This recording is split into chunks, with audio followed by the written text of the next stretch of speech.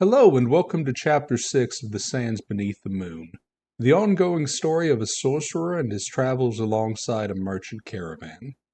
If you enjoy these videos, please give a like or a comment with some of your feedback, and my Substack is in the description as well if you would like access to the written version of my work. Thank you, and I hope you enjoy. The day following Kyrus's meeting with Amir Ashan was a chaotic one for the caravan as a whole. The Northmen had risen early in the morning in order to lay the fallen warrior Vargas to rest in the way of their people. Cyrus had not attempted to intrude upon the ceremony, nor did he know a great deal about the customs of Akal. But from what he understood, it involved the burning of a body and a great many oaths of blood vengeance being sworn. While most of the Northmen would spend the lion's share of the day drinking and telling tales of their fallen companion in the taverns across the city where their employers would be unlikely to find them, Skarsen traveled among the city's markets with Sung to go about the task of collecting the supplies necessary for their errand. The chief of the Northmen knew precisely what his men would need in their 2-day journey to the tower, and further 2 days returning from it, and his employer possessed such an extraordinary haggling ability that Nan-Hay claimed he could trade a pound of copper for its weight in gold. With the caravan's northern bodyguards otherwise indisposed, Nan-Hay had secured for herself a handful of the city's finest soldiers to guard her person and the caravan as part of her and her brother's deal with the Emir. They were tough-looking and strong men, well armored in scales that gleamed like polished silver. The soldiers were armed with curved swords and pole-arms that they did not hold clumsily. Yet Cyrus was quick to note that they were not as large as the mercenaries, nor did they carry with them the lethality that every motion of the northern warriors seemed to exude. These were civilized folk, who had learned warfare as a trade, not wild men to whom battle was a way of life. The merchant woman was understandably a bit paranoid after learning of a dark beast at large in the city the previous day, and seemed to share Cyrus's assessment of her local bodyguards, as she kept the sorcerer near her person, and did not object to him carrying his staff, as she went about her tasks overseeing the caravan's merchandise and the slaves, while her brother was otherwise occupied. It was before midday when the nomad woman who Cyrus had rescued from the desert several days prior entered the inn where they were staying. She wore a grim expression on her face when she made her way past the silver bodyguards, who Nan-Hay waved aside. The woman of the desert took a seat across from the woman of Tythal and the sorcerer at one of the low-seated tables. Nan-Hay had been engaged in the monotonous task of adjusting for recent sales in her brother's inventory sheets, but she quickly set the papers aside, glad for the diversion.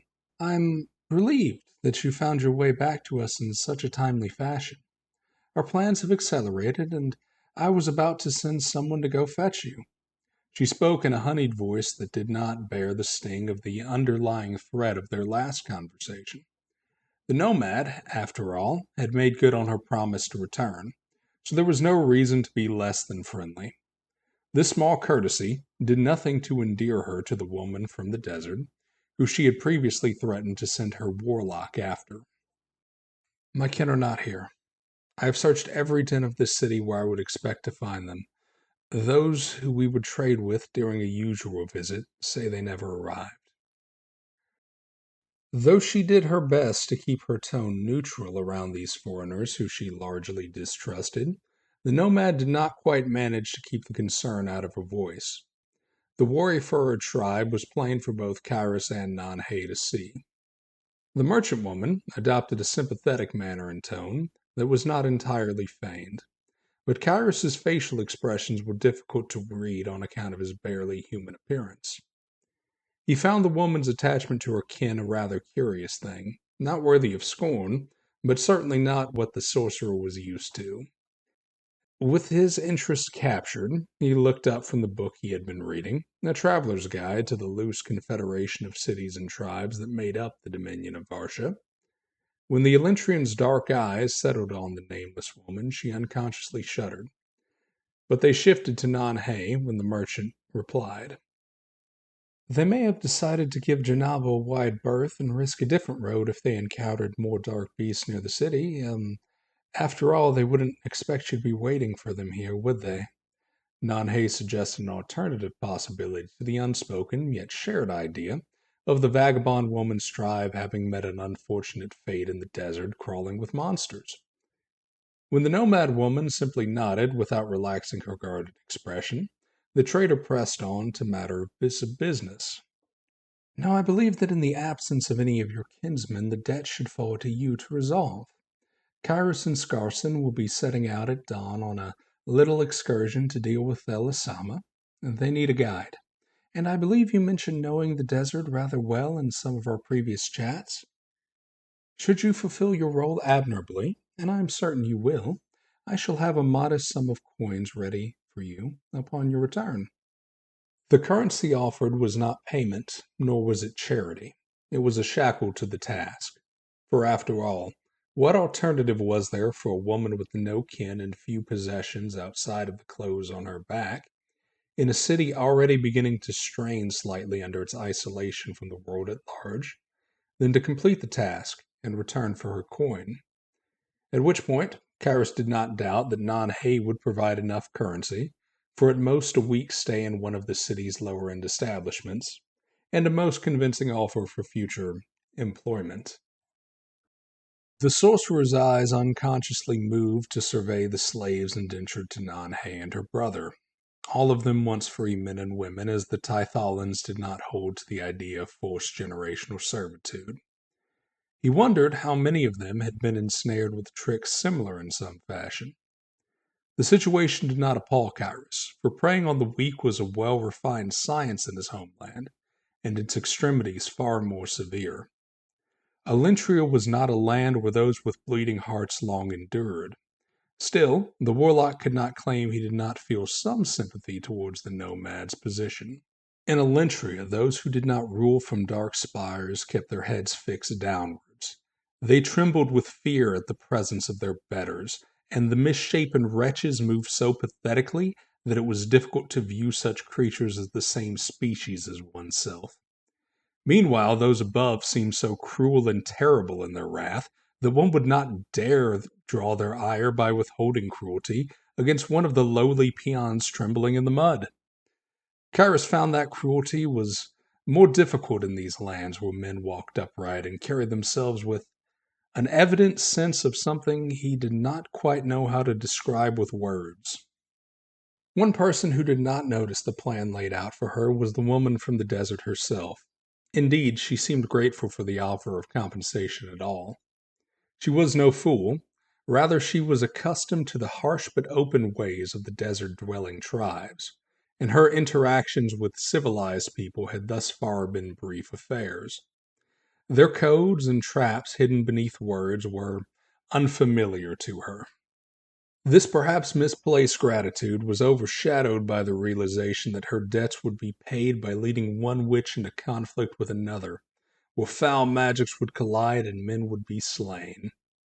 This was clearly not an ideal situation for anyone who was not an experienced warlock or fighter to be mixed up in, and the tribeswoman who refused to declare her name before Kyrus began to strain her mind to think of a good excuse, or else a way to slip away from this task.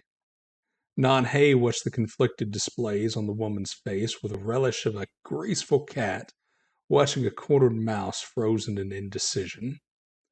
The woman's eyes looked to the fair-faced Nanhei, who demanded of her this awful task, then to the foul-faced sorcerer sitting at her side, whose wrath she feared greatly. Only when the nomad had come to realize the full extent of her limited options, over the course of several long minutes, did she speak in a resigned voice, which did an admirable job of suppressing a great deal of fear. "I will do this. I will honor my debt," the woman swore after a moment. She had wanted to voice a complaint, but the gesture of being offered payment, even in an ambiguous amount, when she could have been offered none, signaled to her mind that Nanhei was a woman who bore some degree of twisted foreign honor. "Splendid. Now let me get you something to eat. You look absolutely famished," the merchant woman exclaimed, wearing a smile, alight with triumph, before cheerfully calling for a generous helping of food for the lean desert woman. For her part, the nomad was indeed famished, as it had been more than a day since she'd had a solid meal, wandering the streets and alleyways of Janaba in search of her kin. By the time night fell, the northern warriors had reconvened and begun to fill their traveling packs with their supplies. A single one of the caravan's eastern-bred oxen, who dealt so well with the harsh conditions of the desert, would be spared to carry caskets of water for the band. Ideally, the journey would be 4 days, 2 days to the tower and 2 days back. While buying supplies for the venture, Sung had been swift to point out, in his haste to save himself a small expenditure, that, conceivably, the band could have reached the tower with only the water they would carry on their persons, then refresh themselves on whatever supply Thalasama must sustain himself with for the return journey. Scarson had of course retorted that few fools would be stupid enough to willingly drink or eat anything they found in the abode of a sorcerer, particularly a hostile one, and his men were not fools. Thus the small war band would be equipped for 4 days of uninterrupted travel instead of 2. It was first light the following morning when Kyrus, Scarson, 8 other northern warriors, and the nameless woman set out into the desert. Passing through the embroidered gates and making a brisk yet controlled pace away from the white walls of the city of Janaba. Its great azure spires grew ever smaller and more distant in the light of the dawn, as the meager fellowship began their 2-day journey towards the tower topped with a red gem, where dwelt the man they aimed to put an end to.